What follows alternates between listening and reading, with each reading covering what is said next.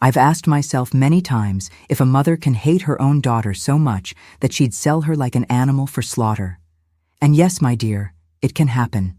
It happened to me. My name is Sebastiana, but everyone here in Three Rivers calls me Miss Tiana, or the old lady at the end of the street. I'm carrying 79 years on my back, each one heavier than lead. Every wrinkle on my face has a story to tell, and believe me, there are plenty. Some of joy, others of so much pain that even time couldn't properly erase. I was born in a place so small it didn't even appear on maps. A little township almost 2 hours by wagon from the nearest city. Back then, life was hard. It wasn't like today with electric lights and running water. We had kerosene lamps, well water, and plenty of mud on our feet.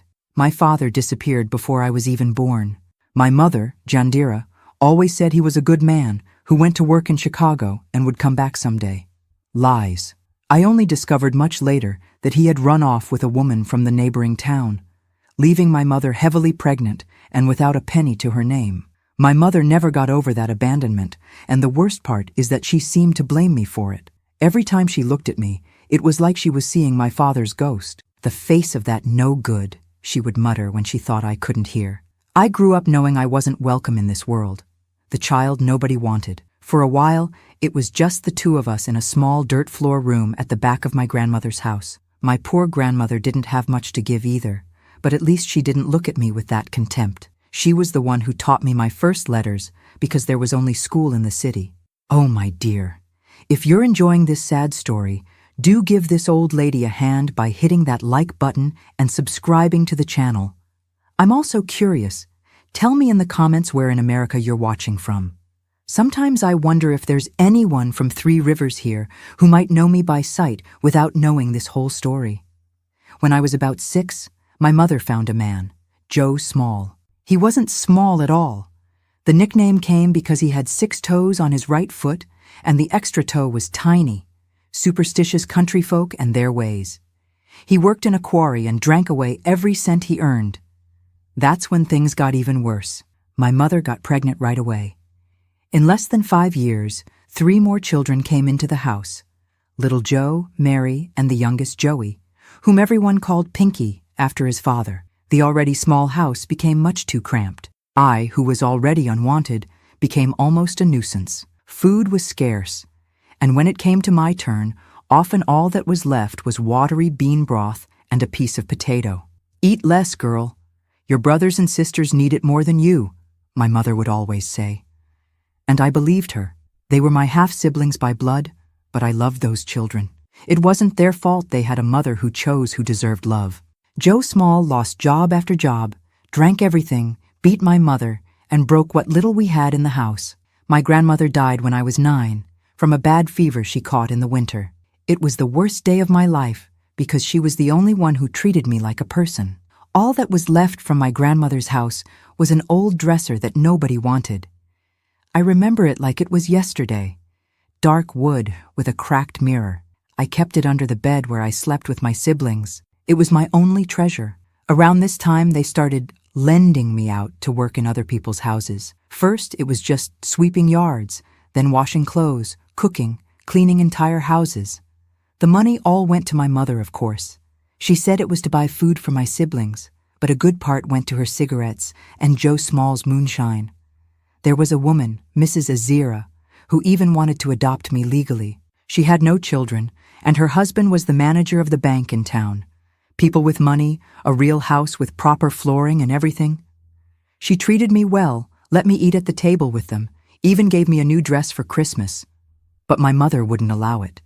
"This one's my free help," she told Mrs. Azira to my face, without any shame.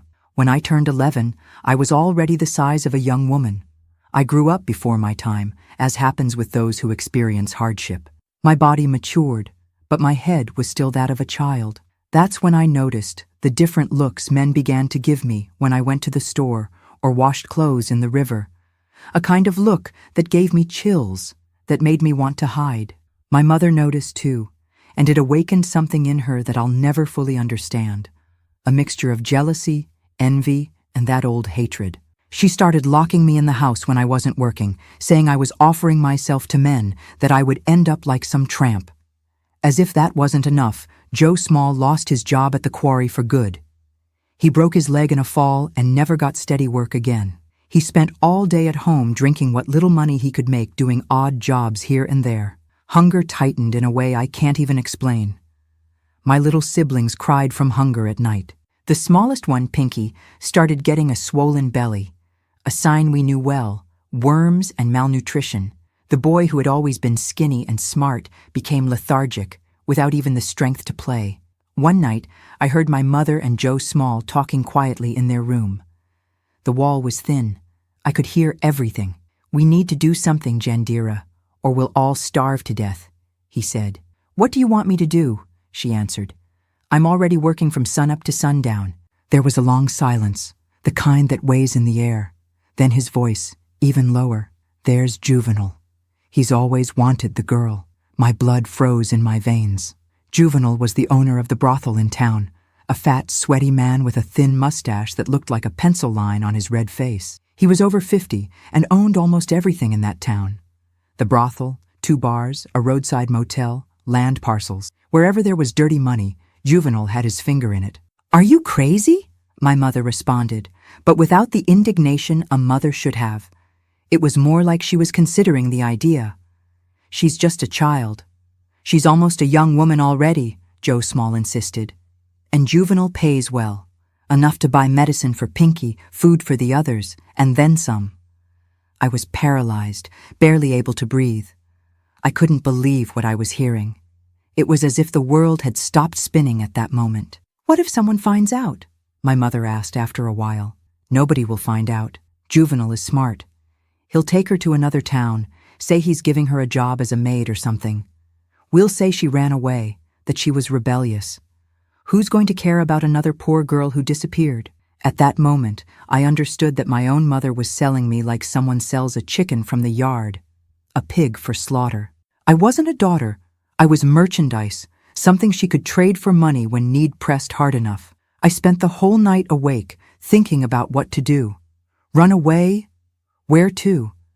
There was no one who would take me in.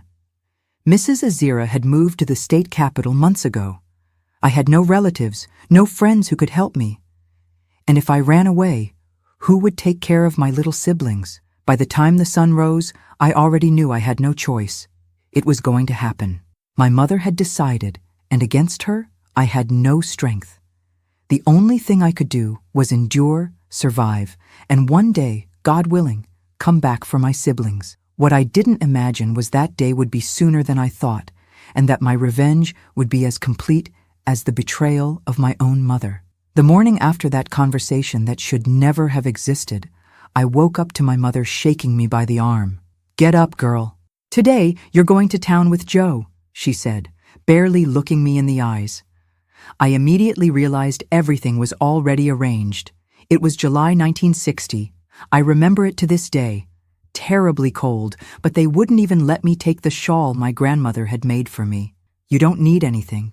There you'll get new clothes," my mother said, as she gathered my few belongings in an old burlap sack. She only let me take a patched-up little dress and a broken comb.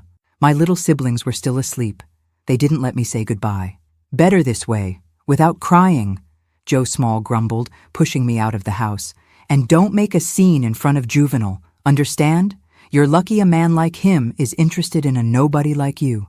The journey to town was made in heavy silence, me on the back of Joe Small's rusty bicycle. Each turn of the wheel seemed to be taking me further from my life, as bad as it was. The dust from the road stuck to my tears, forming mud on my face that I didn't even bother to clean off. We arrived in town early. We crossed the church square, passed by Mr. Tony's store, turned at the street where the sheriff's office was located. Nobody thought it strange. Nobody asked anything. A raggedy girl with her drunk stepfather wasn't news to anyone. Juvenile lived in a big corner house, all painted yellow with a high wall and a wrought iron gate. It was the most beautiful house in town, they said. To me, that day, it looked like the entrance to hell. Joe Small knocked on the gate 3 times. Soon, a tall, strong black man appeared who just nodded his head and let us in. We crossed a well-kept garden with roses and even a small fountain. At another time, I might have found it pretty. That day, I could only taste the bile in my mouth. Juvenal was waiting for us on the porch, sitting in a rocking chair smoking a stinking cigar. He was wearing slippers, pajama pants, and an open white shirt showing his hairy belly and a thick gold chain around his neck. Beside him was a small table with a half-empty bottle of whiskey. "So this is the girl?" he asked, looking me up and down like someone examining an animal in a pen. He rose with difficulty because of his enormous belly and came over to me. He took my chin with his fat fingers, turned my face from one side to the other. The smell of cigar and whiskey made me nauseous. "Skinny, but has a good frame. When she puts on a little weight, she'll do just fine." As if I were a plate of food. He took an envelope from his pocket and handed it to Joe Small. "It's all there, $500 as agreed." My stepfather opened the envelope immediately, counted the money bill by bill with trembling fingers of greed.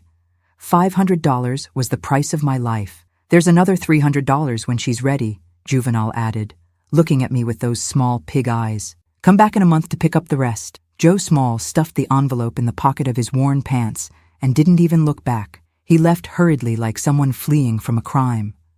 And that's exactly what it was, a crime. They had sold me like you'd sell a goat, a pig, a chicken in the yard.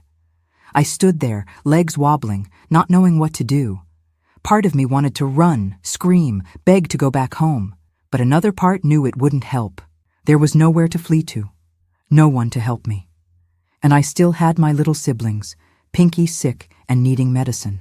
"Come, girl," Juvenal said, pulling me by the arm forcefully. "I'll show you where you'll stay." He led me through the house, which was even more beautiful inside.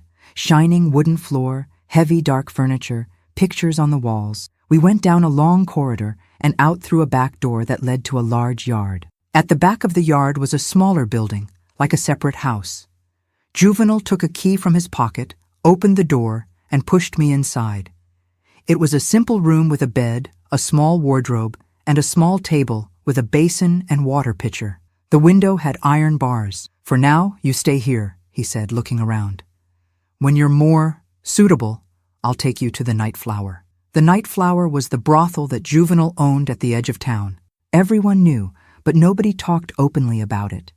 It was where married men went after their wives were asleep, where travelers stopped before continuing their journey. "A place of perdition," the preacher said in his Sunday sermon. "What do you want from me?" I asked, my voice faltering with fear. A silly question, because I already knew the answer.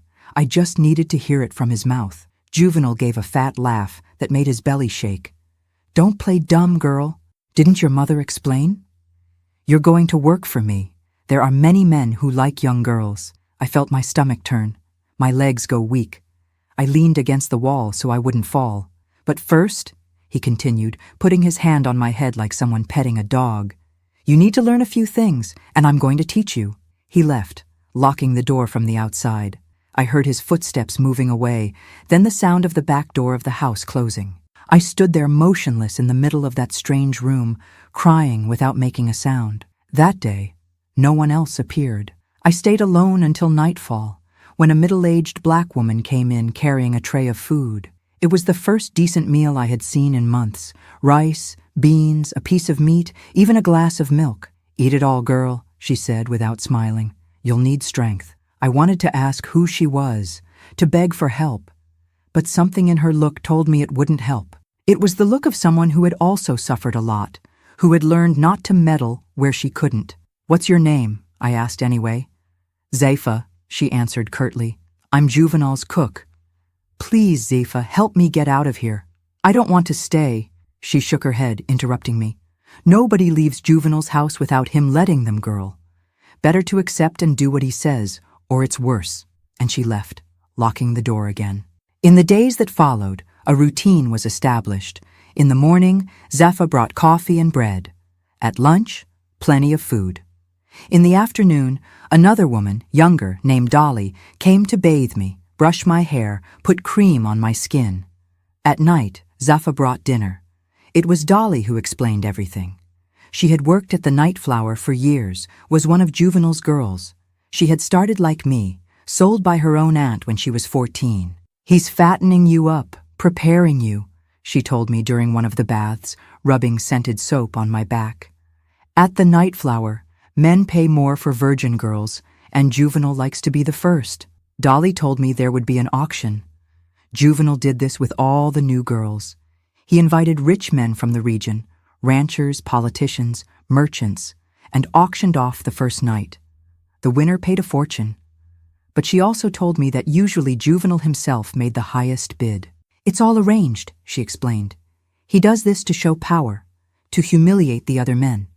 It's part of the game. For 3 weeks, I lived in that room being fed, cared for, prepared like an animal for slaughter. My body, which before was just skin and bone, began to take shape. My cheeks filled out, my lifeless hair gained shine. I planned to escape, of course, but there was no way out. The window had bars. The door was always locked. The yard was surrounded by a high wall with broken glass on top. And even if I managed to get out, where would I go? I didn't know anyone in town who could help me. On the 23rd day of captivity, I counted each day by scratching a line on the wall behind the bed. Juvenile appeared again. This time, he wasn't alone. He brought a thin man with glasses who carried a black bag. "This is Dr. Raymond," Juvenile announced. "He's going to examine you, see if everything is appropriate." The so-called doctor examined me in a way that made me feel like I wasn't human. He looked at my teeth, my eyes, made me take off my clothes, and turned me from one side to the other, noting things in a little notebook. Juvenile watched the whole time with that disgusting smile on his fat face. "Everything is in order," the doctor said finally, putting his instruments back in his bag. "Healthy and intact." Juvenile smiled with satisfaction. "Excellent. The auction will be the day after tomorrow." When they left, I cried until I had no more tears. It was real. It was going to happen. There was no escape. The next day, Dolly brought a simple but pretty white dress and taught me how to get ready. "Don't resist," she advised me while brushing my hair. "It will only hurt more. Just let it happen. It will end." The auction would be held in a special room at the Night Flower. Juvenile sent Zephyr to get me when it was already dark. I was taken in his car, a gleaming black Cadillac, the only private car in town at that time. The Night Flower was in an old 2-story building at the edge of town. From the outside, it just looked like a large house painted dark red with always closed windows. Inside, it was another world. Crystal chandeliers, mirrors everywhere, red velvet furniture, paintings of nude women on the walls. They took me to a room upstairs where Dolly finished preparing me. She put a little rouge on my cheeks, lipstick on my lips. I felt like a doll being prepared for a macabre exhibition. Downstairs, I could hear music, men laughing, glasses clinking. My heart was beating so hard I thought I would die right there, which would have been a blessing. "It's time," Dolly announced when someone knocked on the door. "Remember what I told you?" I was led downstairs by Zephyr, who held me firmly by the arm. In the main room, about 15 men were seated in armchairs and sofas arranged in a semicircle, all well-dressed. Some I recognized: the store owner, the sheriff, a councilman, ranchers from the region. In the center, standing, Juvenile commanded the spectacle, dressed in a white suit that barely closed over his enormous belly. When I entered, all eyes turned to me. I felt like a piece of meat at the butcher's. "Gentlemen," Juvenile announced, his voice slurred by whiskey. "As promised, I present to you the pearl of the night, freshly arrived from the countryside, pure as spring water, fresh as the morning breeze. Bidding starts at $1,000, and so my auction began. The men gave bids, some laughing, others with looks that made me sick. The price kept rising: $2,000, $3,000, $5,000. Finally, as Dolly had predicted, it was Juvenile himself who made the final bid: $10,000, a fortune at the time. No one dared to outbid him. He smiled triumphantly and announced that the merchandise was sold. The men applauded, drank another glass in celebration, and then began to disperse. Some went upstairs with other women, others left. Juvenile took me by the arm and led me to a room in the back, a special room with a large bed covered with white sheets and red roses scattered about. "Now," he said, closing the door and taking off his jacket, "you're mine." What happened that night, and on many that followed, is not something I want to tell in detail. There are things better left in the shadows of memory. I can only say that I understood why Dolly told me not to resist. When I tried, it only made everything worse. That's how my life in captivity at the Night Flower began, a life I swore wouldn't last long. What Juvenal didn't know was that along with the fear and pain, something else was growing inside me. A hatred so great, so deep, that one day it would overflow in revenge. After that terrible night, a part of me died forever. The innocent girl who arrived at that yellow house no longer existed. In her place remained a broken creature, without hope, who lived one day at a time just to survive. The Night Flower became my prison, a beautiful place on the outside, full of music and laughter, but inside it was a real hell. Me and 9 other girls lived there, each with her horror story, each with her particular way of enduring that life. We slept during the day and worked all night, receiving men of all kinds, ranchers, politicians, merchants, passing travelers. Juvenal kept me as his favorite, his trophy, as he liked to say. I had a room all to myself with a mirror on the wall and a red satin bedspread. The other girls envied me for this, not knowing it was the worst place in the house. It was there that he came almost every night, drunk on whiskey, swollen, with those tiny bloodshot eyes, wanting to show that he was the owner of everything. The house, the business, me. The first months were the worst. I tried to escape twice. The first time, I managed to jump out the back window and run almost to the edge of town. It was a truck driver who betrayed me. He stopped when he saw me crying by the roadside, said he would help me, but took me straight back to Juvenal. He got a free night with the girl of his choice as a reward. The beating I got that night left me in bed for a week. Dr. Raymond had to come give me stitches in my back from how badly Juvenal's belt cut my skin. "Don't mark the face," he would tell Juvenal while he stitched me up. "On the face, it ruins the merchandise." On the second escape attempt, I didn't even make it past the yard. Juvenal's dog, a large, fierce mutt that was let loose at night, caught me by the leg. The screams woke the whole house. This time, Juvenal locked me in the basement for 3 days with no food, just dirty water. When I came out, I had lost so much weight that I looked like a skeleton. After that, I gave up trying to escape. I understood that I would only get out of there when he allowed it or when he was dead. That's when I started paying attention to everything, learning the secrets of the house, the weaknesses of my tormentor. I became the eyes and ears of the Night Flower. Men talked a lot in bed, especially after drinking. They told stories, secrets, gossip. That's how I discovered Juvenal's dirty businesses. He wasn't just a brothel owner. He smuggled merchandise from Mexico, lent money at very high interest rates to desperate people, even had politicians in the state capital who received money from him in exchange for favors. I also learned about his weaknesses. The main one was drink. Juvenal drank more and more as the years passed. He started early in the morning, and by the time night came, he was already staggering. The whiskey was destroying him from the inside. Swollen liver, yellowed skin, the blood vomit he tried to hide. Time passed. 1 year, 2 years, 5 years. I had stopped counting.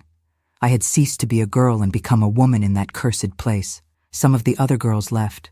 Some managed to save money in secret and escape. Others found some man who fell in love and took them away. Some simply couldn't take it and ended up killing themselves. There were also those who got sick and died slowly, wasting away without proper treatment. But new girls arrived too. Every time this happened, I felt a pain in my chest, remembering how I was when I arrived. I tried to help as I could, teaching them tricks to suffer less, to keep a little dignity even in that life. It was in one of these new girls that I found a bit of my history again. She arrived in 1967. I had been there for 7 years, a skinny girl with big, frightened eyes who wouldn't stop crying. When I went to console her one night, I discovered she came from the same township as me. Her name was Josie, and she knew my siblings. "Little Joe works in the fields with his father now," she told me, not knowing the size of the joy she was giving me with those news. "Mary got married last year to a boy from Lawrence, and Pinky is strong, grown up, goes to school in town. My little siblings were alive, growing, going on with their lives." This gave me a strength I hadn't felt in a long time. For the first time in years, I started thinking about the future, planning my exit from that hell. Juvenal was no longer the imposing man of before. The drink had corroded him inside and out. In his 60s, he looked like an 80-year-old man. His enormous belly was now shriveled, sagging. His red face had turned yellow. His small eyes were sunk in deep, dark circles. He coughed all the time, sometimes with blood. He also didn't seek me out as much. He had other favorites now. Younger girls, fresh meat, as he said in that disgusting way of his. I, at 18, was considered old by the Nightflower standards. This gave me some relief, but also worry. Girls who were no longer useful ended up being sent away or sold to worse brothels in other cities. I began to prepare. Juvenal had a safe in his office behind a painting. Everyone knew that's where he kept money and important documents. What nobody knew was that I knew the combination. I had seen him opening it one night when he was so drunk he could barely stand. I also started storing dry food in the lining of my mattress, crackers, jerky, dried fruits. I stole a little from the kitchen every week, hidden from Zifa, who was now old and almost blind. It was just a matter of waiting for the right moment, and it came on a heavily stormy night in March 1969. The Nightflower was practically empty. Few men risked going out in that rain that flooded the town's streets. Juvenal was in his office drinking alone, as he had done increasingly in recent times. I knocked on the door with a bottle of special whiskey in hand, one of those he saved for important occasions. "Brought a little gift," I said, with my best fake smile. He looked suspicious at first, but the smell of good whiskey was stronger than any suspicion. "Come in," he grumbled, already drunk from what he had taken before. "Close the door." I poured a generous glass and handed it to him. He downed it in one go, feeling the burn go down his throat. I poured another and another. We talked about trivial things, the slow business, the rain that wouldn't stop, town gossip. "You know, Juvenal," I began after the 5th or 6th glass, when I saw he was completely drunk. "I've always wondered how you got so rich. Is it true you have money buried in the yard?" He gave a thick laugh, one of those that made his jowls shake. "Nonsense. Money we keep in the bank, girl." He made a broad gesture with his arm that almost knocked over the bottle. "Or in the safe over there when there's no time to go to the bank." "But what if someone discovered the combination?" I provoked, serving another glass. "Nobody discovers it," he boasted, beating his chest. "There's only one person besides me who knows it, and he's 6 feet under." We continued drinking, him talking more and more slurred, his eyes almost closing with sleep and intoxication. When he finally fell asleep, snoring loudly with his head resting on the desk, I went into action. I opened the safe. The combination was his date of birth, the most obvious thing in the world. Inside were bundle after bundle of money, documents, some cheap jewelry. I took only what I thought was fair for my 7 years of hell. Enough to start a new life far from there, to perhaps find my siblings and help them. I was ready to leave when I looked at that man who had destroyed my life, there drunk and vulnerable. He seemed so small, so pathetic. He was no longer the monster of my nightmares. He was just a sick, weak old man. I thought of all the girls who had passed through there, of those who would still come if he remained alive. I thought of my mother who sold me like an animal. I thought of the years I lost, the childhood I never had, the terror I lived through every night. The decision was almost automatic. I took the bronze letter opener that sat on the desk, heavy, sharp at the point. My hand didn't tremble at all when I raised the object above my head. What happened next is not something I like to remember, much less tell in detail. I can only say that when I left that room, walking calmly under the rain that was still falling heavily, I was a free woman for the first time in many years. No one saw me leave. The rain had made everyone retire early, and the few people who were still awake at the Nightflower were too busy with their own matters to pay attention to me. I caught a bus at the bus station before dawn. I looked out the window as the town was left behind, feeling a strange mixture of emotions. Relief, fear, anger, hope. I was free. But I carried with me the scars of that place, some visible on my body, others deeper in my soul. I didn't know yet where I was going or what I would do when I got there. I just knew I had a score to settle with my mother, and that story, my dear, will impress you. The bus continued down the dirt road, jolting at each pothole as if to remind me that life would never be a smooth path after all I had been through. I got off in a small town called Good Hope, which didn't have much good, but gave me a little hope. A small place where nobody knew me and where I could breathe without fear for the first time in 7 years. I rented a small room in a boarding house and started working as a janitor at a school. I saved every penny. I exchanged the money I brought little by little so as not to raise suspicion. In those first months, I lived looking over my shoulder, expecting to see the police or some of Juvenile's thugs appearing to take me back. But the days passed, then the months, and nobody came. Over time, I understood what had happened. Juvenile was powerful, but he lived in a world of shadows. His death wasn't something the authorities would investigate thoroughly. An old brothel owner with enemies everywhere, murdered after a drinking binge. They probably thought it was some settling of scores, some unpaid debt. It was in this small town that I managed to gather courage and go after news of my family. I sent letters to the school where Josie had told me my brother Pinky studied, written under another name, of course, asking about the Silvers family, which was my mother's last name. After several attempts, I received a response from a teacher. The Silvers had moved away from there about 2 years ago. Joe Small had died in a bar fight, stabbed over a gambling debt, and my mother had taken the children to Chicago to a distant cousin's house. That lit a fire in me that I thought had gone out. I needed to find my siblings. They were the only family I had left, the only piece of me that was still worth rescuing from that old life. I saved money for another year. I worked 2, sometimes 3 jobs. During the day, I cleaned houses. In the afternoon, at the school, and at night, I washed dishes in a restaurant. I slept only 4 hours a night, but I didn't care. Each penny brought me closer to my goal. In 1971, with 21 years on my back and a lifetime of suffering, I finally had enough to go to Chicago. The big city was a completely different world from everything I knew. Tall buildings, streets full of hurried people, noise everywhere. I felt small, lost among so many lights and so much movement. But I didn't give up. I began my search going door to door in the Pilsen neighborhood, where the teacher had told me my mother's cousin lived. I didn't have an exact address, just the last name, Carson. I showed the only photo I had, already yellowed and torn at the edges, me as a child with my siblings, taken by a photographer at a church fair before everything collapsed. It was in a corner bakery that I found the first concrete clue. The owner, an Italian woman with white hair and thick hands from a lifetime of work, recognized my mother in the photo. "She used to come buy bread here," said the woman, adjusting her thick glasses. "But it's been a few months since she appeared. I heard they moved after the factory where her son worked closed." My heart raced.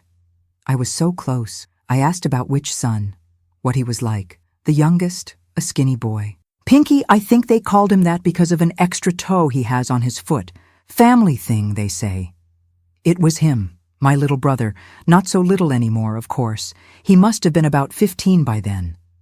The idea of being so close to him gave me an energy I hadn't felt in years. After a few more days of tireless searching, a neighbor from the building where they had lived gave me the new address. It was in the far east side, in a working-class neighborhood called East Side, almost a separate city at the time, full of empty lots and simple houses built by the residents themselves.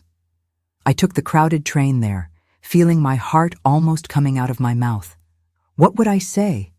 How would I explain my years of absence? Would my siblings still remember me?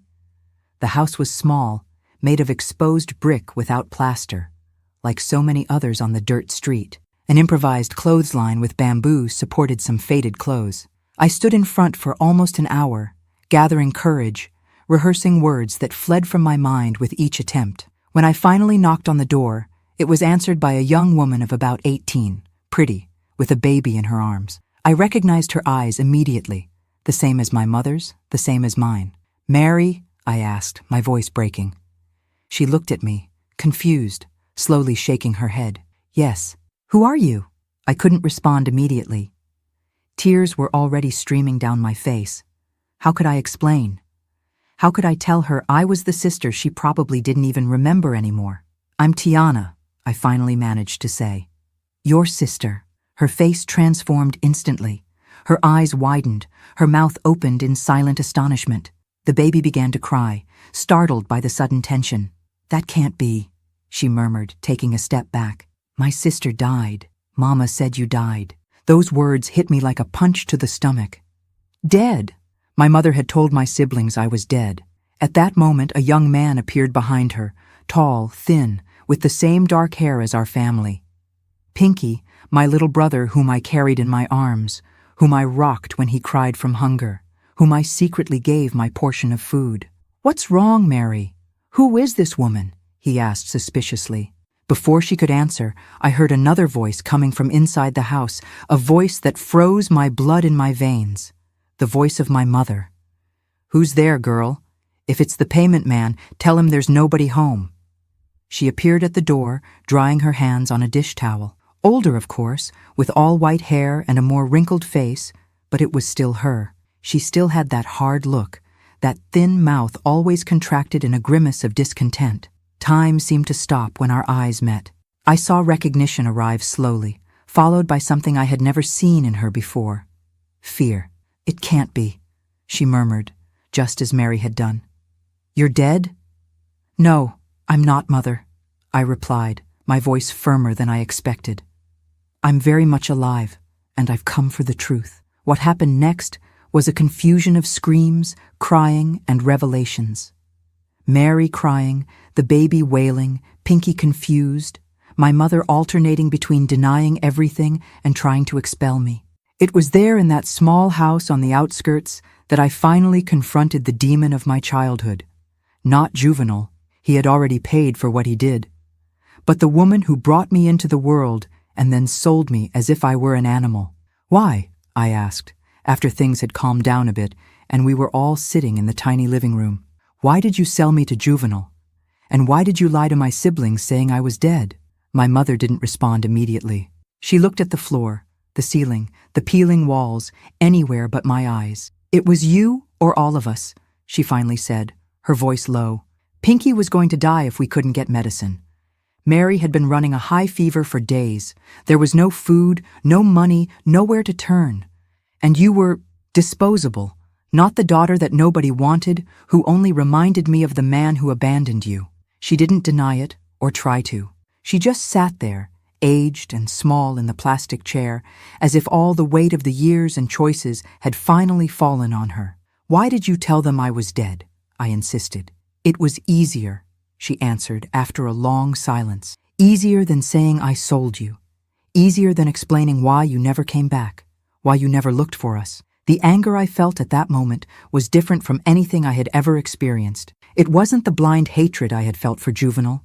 It wasn't the desperation of my years in captivity. It was something colder, more calculated. The anger of someone who understands for the first time that some things are unforgivable. I looked at my siblings, Mary with her baby, now calmer in her arms, Pinky still standing as if ready to flee if necessary. They weren't to blame. They were victims just as much as I was, just of a different kind of abandonment. "Do you know what Juvenal did to me?" I asked my mother, my voice almost a whisper. "Do you know where I ended up? What I had to endure for 7 years?" She didn't answer, but I saw in her eyes that she knew. Maybe not all the details, but enough to understand the horror she had condemned me to live. "He's dead now," I continued, seeing the shock on her face. "He died 2 years ago. I won't say how, but I can tell you he'll never do to another girl what he did to me." My mother covered her mouth with her hand, her eyes wide with terror. Pinky took a step back. Mary clutched her baby to her chest. I realized then that I had become the monster in their eyes. The lost sister who returned from the dead, not as a victim, but as an avenger. That wasn't what I wanted. I hadn't come there to spread more fear and suffering. "I didn't come to hurt anyone," I said, softening my voice. "I just wanted to know the truth. Just wanted to see my siblings again." We stayed together the rest of the day, a strange, tense reunion, full of uncomfortable silences and questions that no one knew how to ask. Mary introduced her husband when he arrived from work.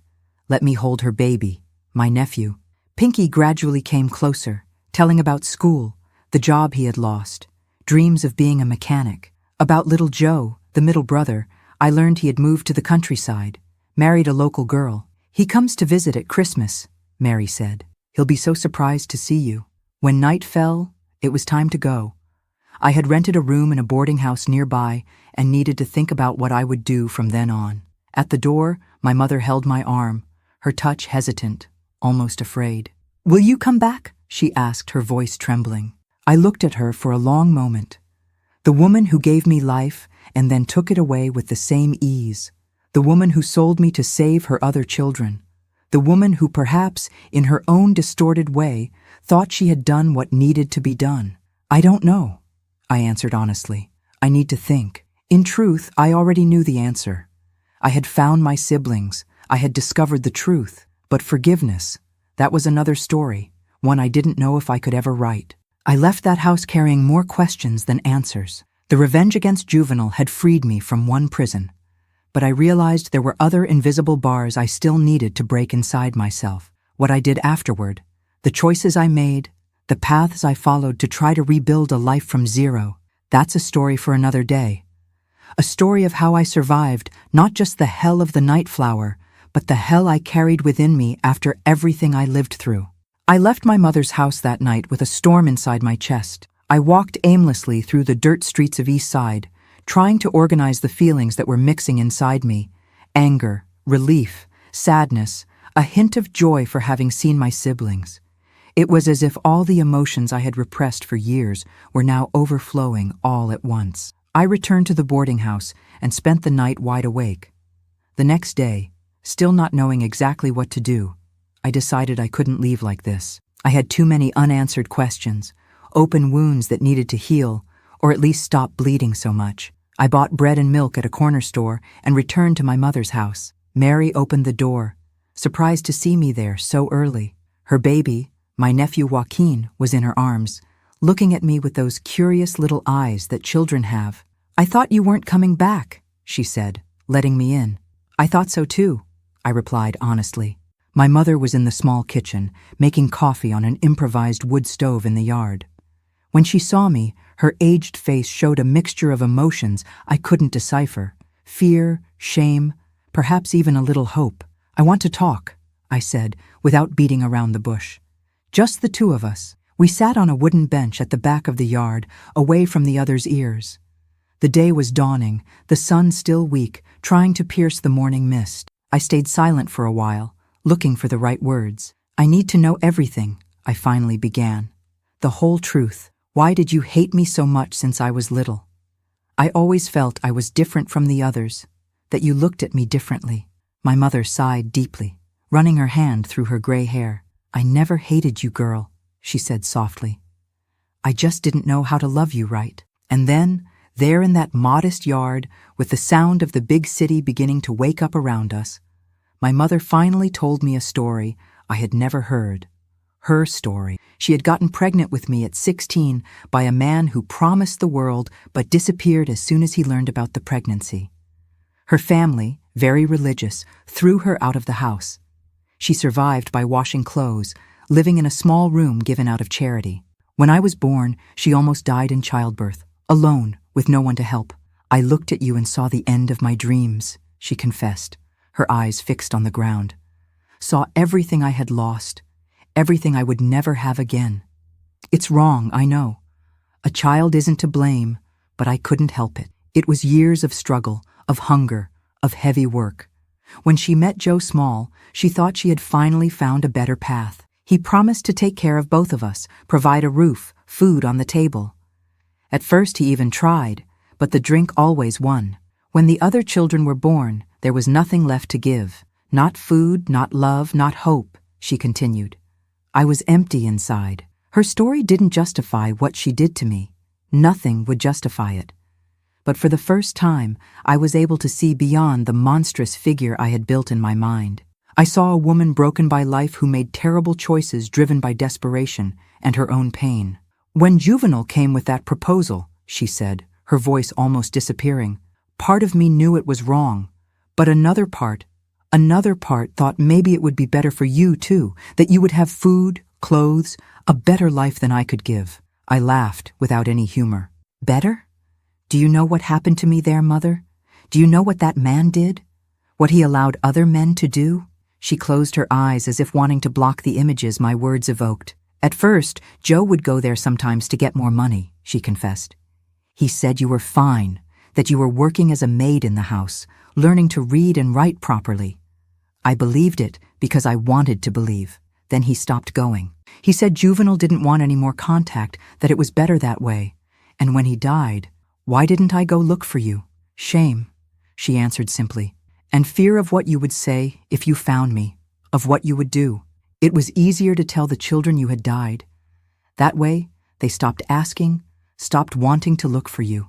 We sat in silence for a while, each lost in our own thoughts. The sun was already higher, warming our backs. I can't forgive you, I said finally. Not now, perhaps never, but I also can't carry this hatred anymore. It's destroying me from the inside, just like it destroyed you. She nodded, understanding. She didn't ask for forgiveness, didn't try to justify herself anymore. I think she knew that some things go beyond any possibility of redemption. I spent the rest of that day with my siblings. Mary showed photos of her simple wedding, told me how she met her husband right in the neighborhood. Pinky talked about plans to go back to school at night, to get a better job. They were good people who had survived in their own way the disaster that was our childhood. Before leaving, I left my address in Good Hope and a little of the money I had brought with me for Joaquin. I told Mary and Pinky to study, said I would keep in touch, that I would visit when I could. It was a vague promise, and I think we all knew that. Some wounds need a lot of time to heal, if they ever heal completely. I returned to Good Hope that same week. The small town that before had seemed just a temporary refuge now presented itself as a possibility for a new beginning.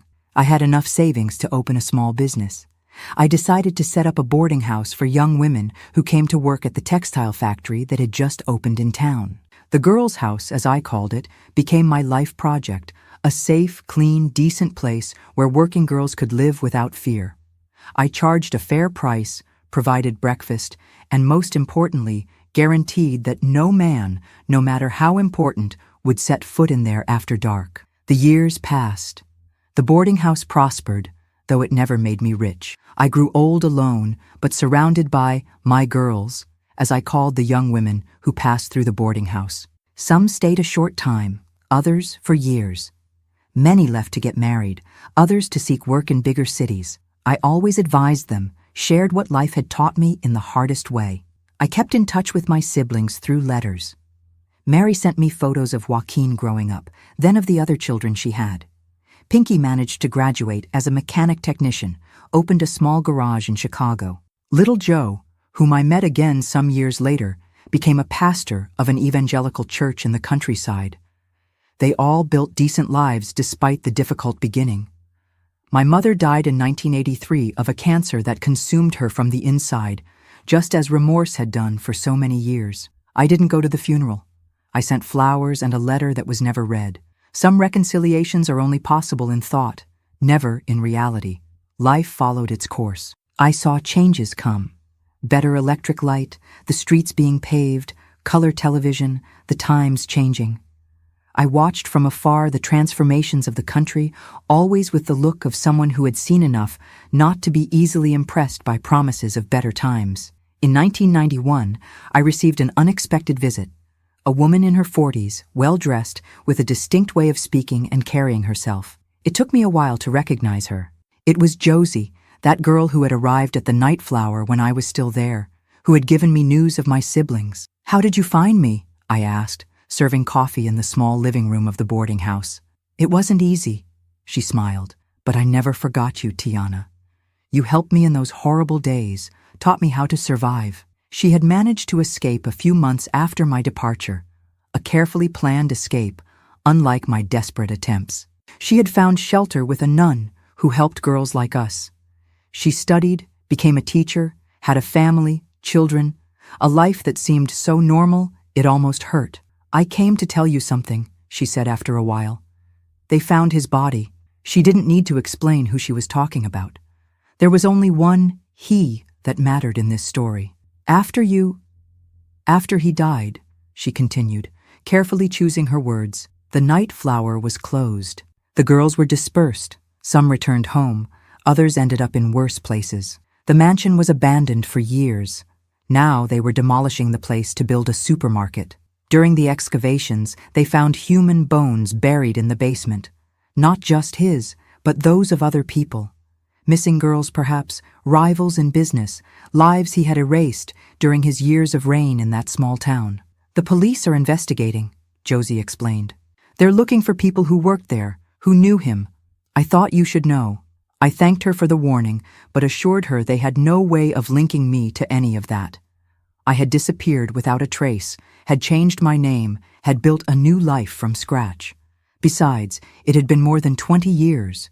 It was a cold case, as they say. Josie left the next day, leaving behind more than a warning. She left a mirror where I could see what my life might have been if my mother's choices had been different. I didn't feel envy, just a gentle sadness for what I never had a chance to be. I never heard news of the case again. I imagine it was filed away like so many other mysteries in small inland towns. The evil that Juvenal did remained buried with his bones, and the secrets of that basement were covered by a ceramic floor where housewives today push shopping carts without having any idea of what lies beneath their feet. The years passed. I aged gradually. I saw the world changing more and more rapidly around me. The boarding house continued to function until 2005, when my legs could no longer stand going up and down stairs all day. I sold the place to one of my last girls, who kept the spirit of the business. Today, at 79, I live in a simple house on the outskirts of 3 Rivers. I have a small pension, occasional visits from my great-nephews, and memories, the good and the bad, to keep me company. This story I've told here had never left my lips before. It's too heavy a burden to share in plaza conversations or coffee circles, but I thought it was time to let it out. To let this damned river finally flow. If there's a lesson in all this, perhaps it's that life goes on even when we think it's over. That surviving is sometimes the greatest revenge we can have against those who tried to destroy us. And that forgiving is not forgetting or justifying. It's simply choosing not to let hatred continue to eat you from the inside after it has already done too much damage. Oh, my dear, if you've made it this far in this heavy story, I want to thank you from the bottom of my heart. It's not easy to hear certain truths. I know that well. If you can, give this channel a boost, will you? Just click on the like button and subscribe. This old lady here is very happy to know there are people who want to hear what I have to tell. And look, if you want to hear more stories like this one, the Grandparents' Tales channel has new videos every week. Real stories from other grandparents who, like me, carry a chest of memories that needs to be opened from time to time. Life is made of stories, my dears. Some beautiful, others painfully ugly, but all of them deserve to be told, if only to prevent them from repeating. Because the past, when hidden in the shadows, has a habit of coming back to haunt us.